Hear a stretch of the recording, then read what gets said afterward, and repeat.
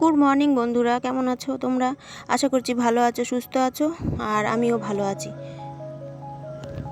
তো চলো, আজকে আবারও চলে এলাম তোমাদের সঙ্গে নতুন একটা ভিডিও নিয়ে। তো চলো দেখতে থাকো, আশা করছি ভালো লাগবে। আর যদি ভালো লেগে থাকে তাহলে একটা লাইক করে দিও। তো সকাল সকাল চলে এলাম সকালের সমস্ত বাসি কাজ নিয়ে, কেননা আমাদের ঘুম থেকে উঠে তো এই সবই করতে হয়।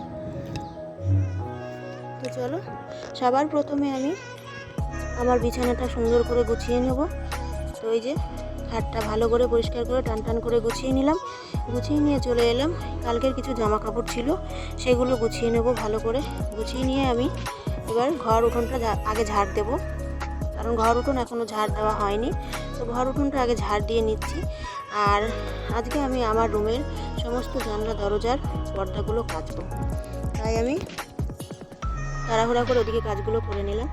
করে নিয়ে চলে এলাম আমার রুমে। এবার এই রুমের সমস্ত জানলা দরজার পর্দাগুলো খুলে নেব।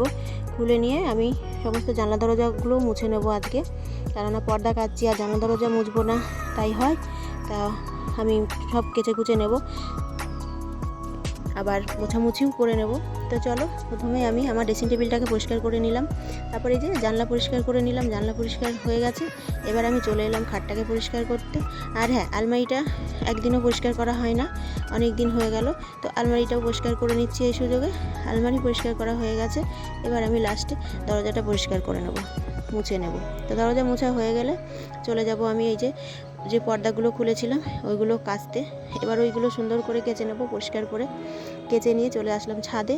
মেলে দিয়ে চলে যাব নিচে, সব পর্দাগুলো মেলে দিয়ে আরও জামা কাপড়ও ছিল সেগুলোও মেলবো। মেলে দিয়ে নিচে চলে যাব, নিচে গিয়ে রুমগুলো মুছে নেব, কারণ আজকে মানে একটা ঘরও মোছা হয়নি। তো সব ঘরগুলো আমি এইভাবে মুছে নিচ্ছি, তাড়াহুড়া করে মুছে নিয়ে চলে এলাম রান্নাঘরে। আর ওই যে বললাম আমার আজকে রান্নার কোনো চাপ নেই, তো ভাত, ডাল আর পনির। আজকের মেনুতে আমাদের বিশেষ কিছু নেই, ভাত, ডাল আর পনির। যদি ভিডিওটা ভালো লেগে থাকে তাহলে একটা লাইক করে দিও।